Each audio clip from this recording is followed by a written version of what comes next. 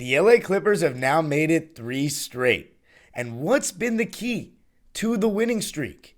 Kawhi Leonard and Paul George, another big game. But Russell Westbrook didn't have a great game. Why is it that Russell Westbrook having a not so great game for the Clippers is totally different than what it was for his last team? Going to be talking about that and more as the Clippers make it 3 straight on today's Locked On Clippers. Locked On Clippers, your daily Los Angeles Clippers podcast. Part of the Locked On Podcast Network, your team every day.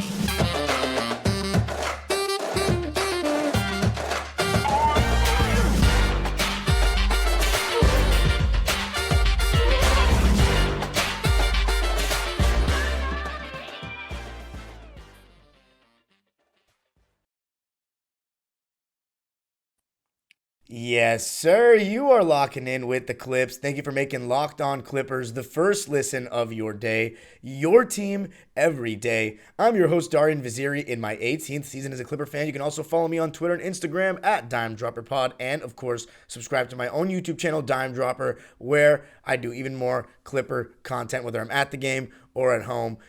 And of course, Locked On Clippers is free and available on all your podcasting platforms, including YouTube, where you can comment what's been the key, in your opinion, to the 3-game winning streak for the Clippers. And in this one, they were playing the New York Knicks, albeit a short-handed New York Knicks that were without Jalen Brunson, who a lot of people have said has been their best player this season and arguably should have been an all-star over Julius Randle.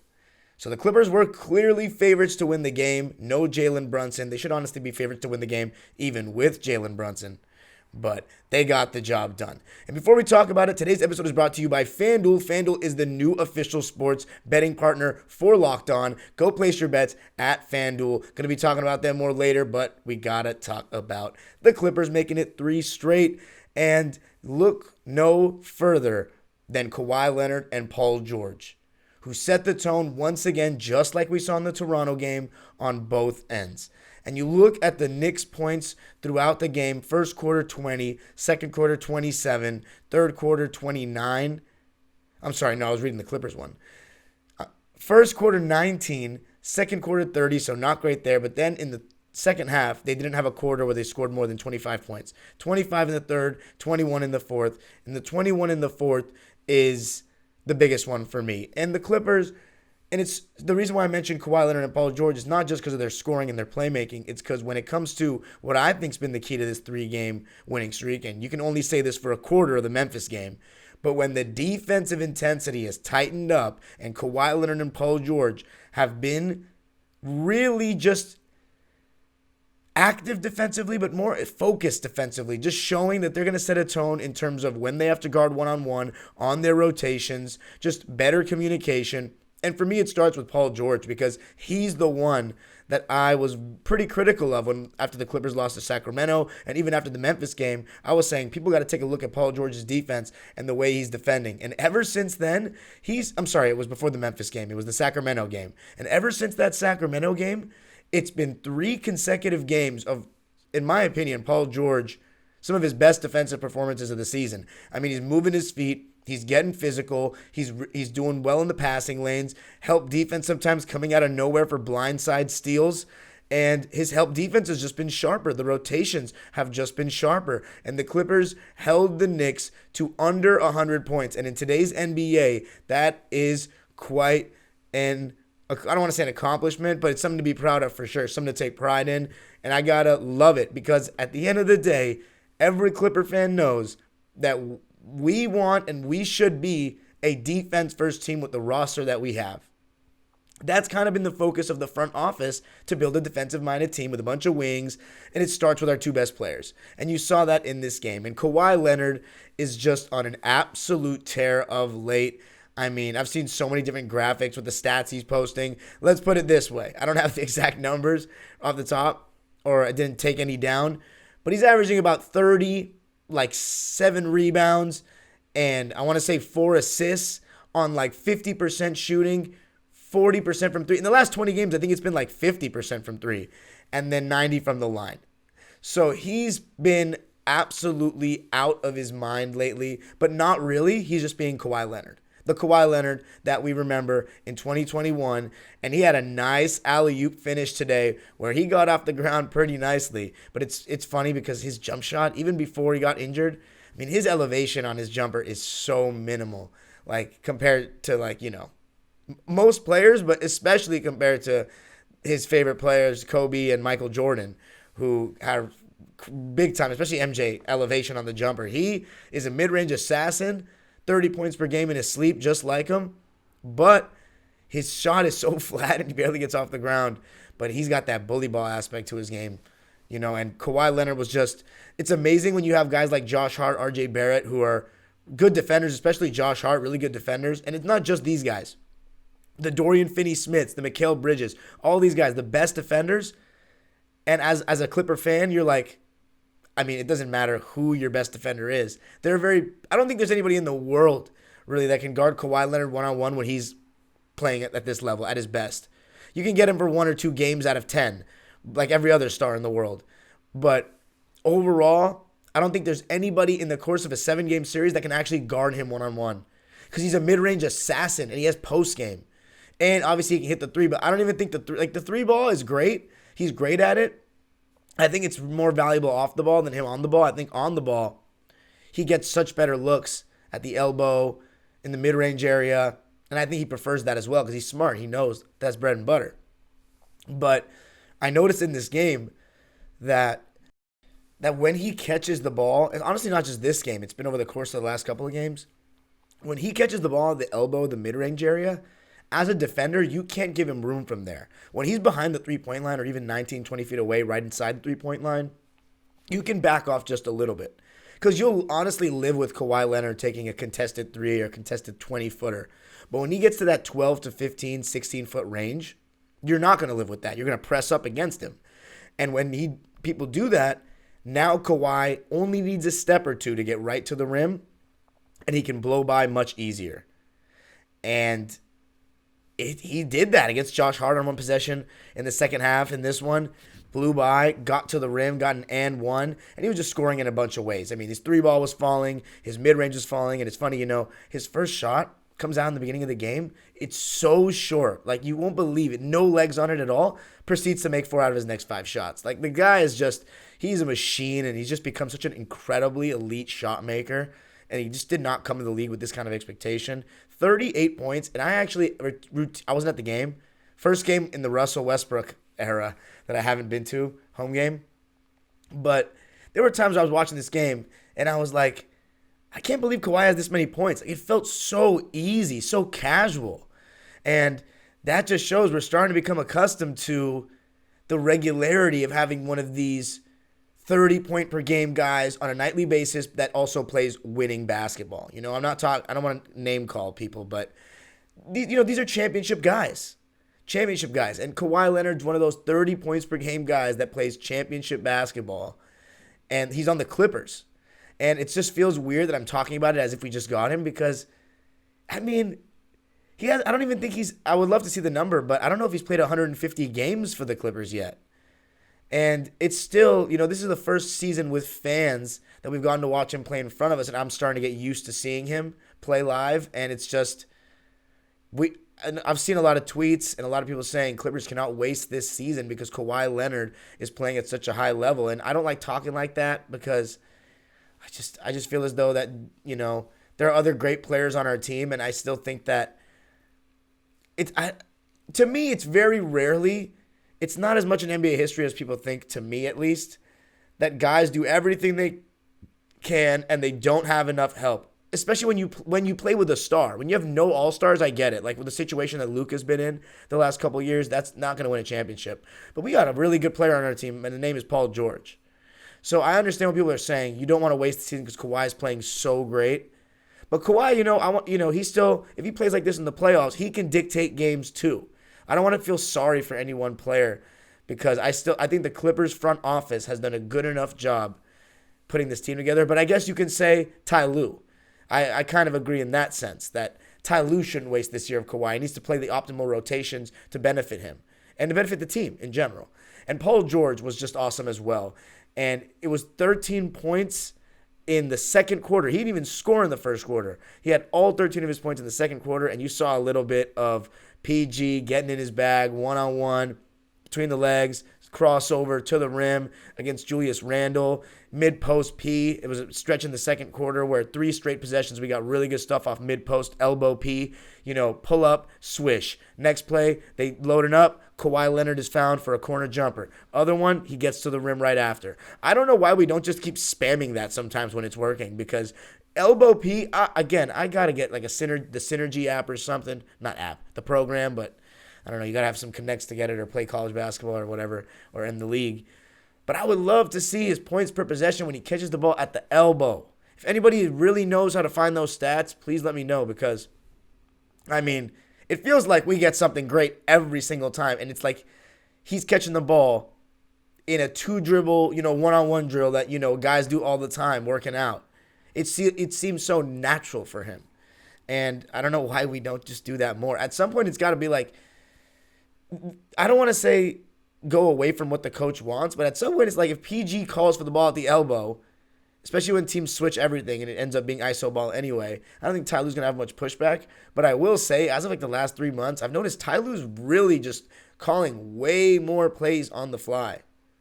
It's kind of interesting, but I shouldn't say on the fly, but just out there calling plays, possession after possession after possession. I feel like it was a little bit more let him handle it at times in the past. But coming up, Russell Westbrook, he didn't have a great game, but why does it not matter as much for the Clippers? And I'm going to continue to talk about the overall performance, how the game went, including Paul George and Kawhi Leonard. But before we do that, I got to talk to you about Nissan's Player of the Week. And without any question, it's got to be Kawhi Leonard this week. 3 games, 3 wins, scored 34, 24, and 38 respectively. Shot 45% in the first game, 53 in the second one, and 63.6 in the third one. And he was 7 for 14, 50% from 3. Kawhi Leonard is absolutely the Nissan most electric player of the week. And that Nissan Most Electric Player of the Week is brought to you by the all-new, all-electric 2023 Nissan Ariya. Brilliantly fierce, fiercely elegant, just like Kawhi. And the 2023 Nissan Ariya packs pin you to your seat power and premium intelligence all in one electric vehicle. The all-new, all-electric Nissan Ariya, the electric vehicle for people who love to drive. Shop now at nissanusa.com. So the Clippers winning this one, moving on to 36-33 on the season. That's 3 straight wins, sweeping the New York Knicks in the season series. And in both games, Kawhi Leonard and Paul George were pretty good. But Kawhi Leonard and Paul George were even better in this one, especially Kawhi, who I thought was just spectacular. He had 8 points in the first quarter, made his 4 out of the next 5 shots after missing his first really short, but he was hitting his 3. And it's just amazing to have, as I said, somebody who can get a bucket on just about anyone, no matter how elite of a defender they are. Josh Hart, or RJ Barrett, who I've heard is not having the best defensive season, his mid-range, and he was getting to the line in this game, 7 for 7 from the line.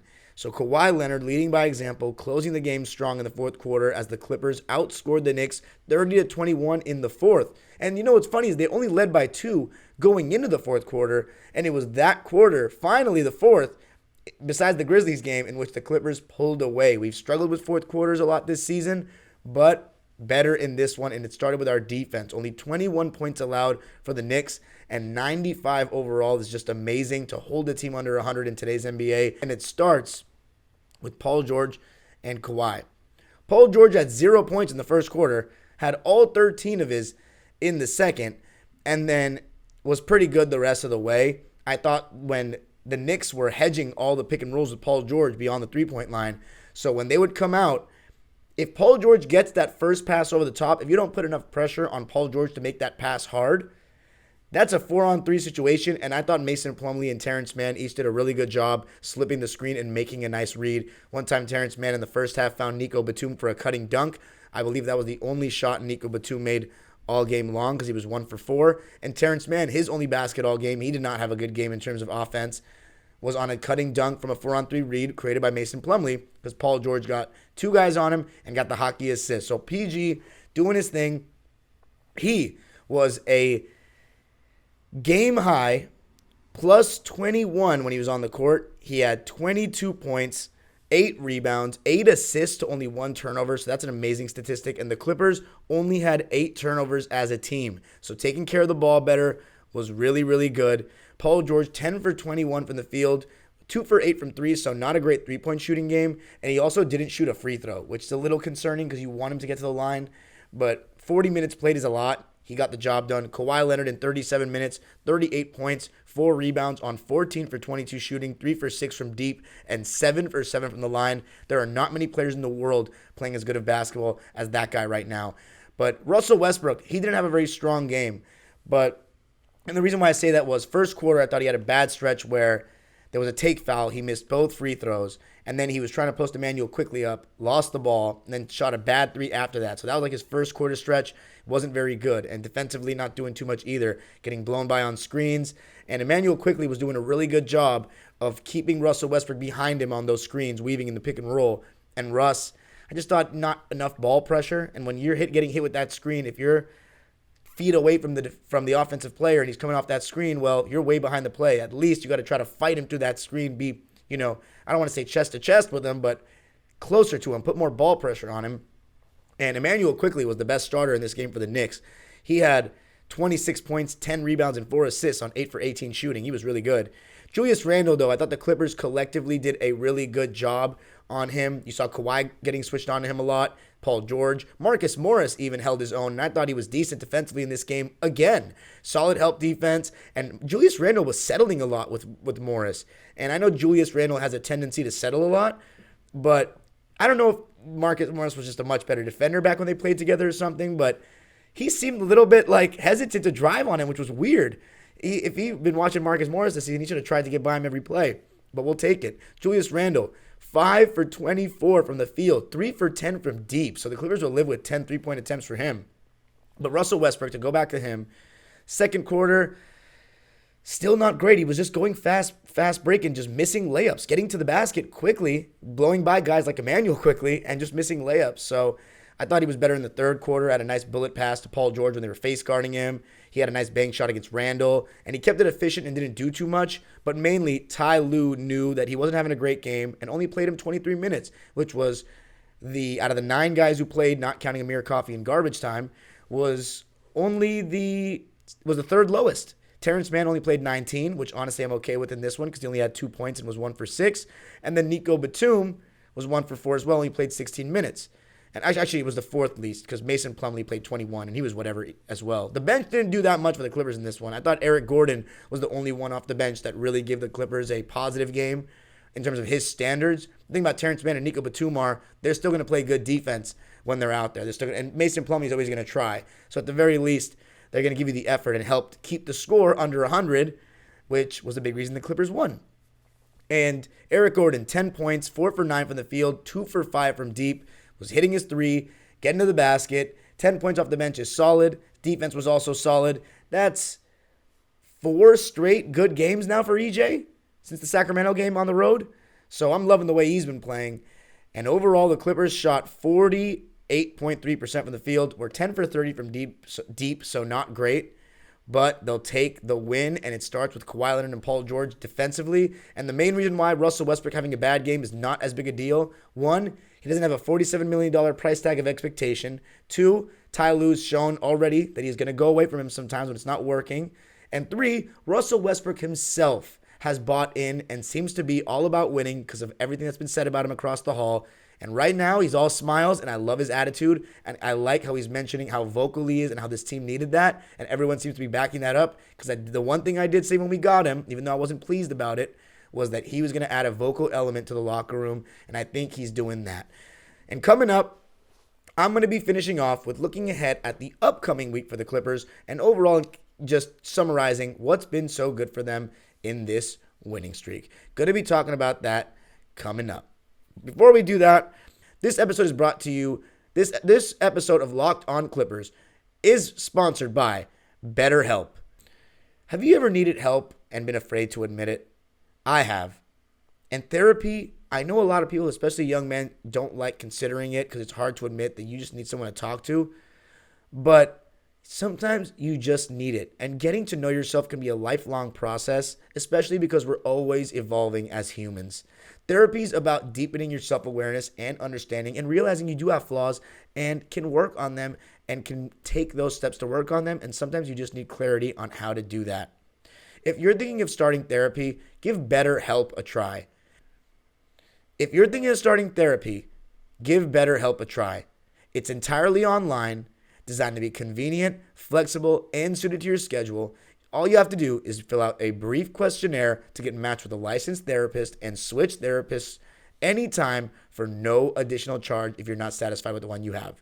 Discover your potential with BetterHelp. Visit BetterHelp.com/LockedOnNBA today to get 10% off your first month. That's BetterHelp, HELP.com/LockedOnNBA. So back with this one from Los Angeles, California, as always. My first game that I did not go to in the Russ era. So I got to watch from home, and I was a little bit nervous, but thankfully the Clippers did the job. And I think, again, defense first. If you want to talk about the main reason they've been winning, it's because Kawhi Leonard and Paul George took more pride on defense the last two games and set a tone, and also started doing that in the fourth quarter against Memphis. So for everyone saying, that fourth quarter against Memphis went from Ty Lue may lose his job to now run a 3-game winning streak, maybe that turns around the entire season. But let me just read the box score for some other guys. I think I basically got through everybody. But Marcus Morris, I got to give him a shout out. For him to come in and hit 2 threes after he'd only hit 2 threes in the first quarter and hadn't scored since then, it was looking like another typical Marcus Morris game. But he hit a 3 in the fourth quarter and a jumper, 11 points for him and 5 rebounds. And I thought he was solid enough on defense as well in 31 minutes. So I'll take that from Marcus Morris. He was in double figures. He was actually the third leading scorer on the team. Russell Westbrook, 7 points, 5 rebounds, 3 assists on 3 for 8 shooting, so not that many shots. That's fine. 0 for 2 from 3, though. I still think he can do without him. He could have been 3 for 6.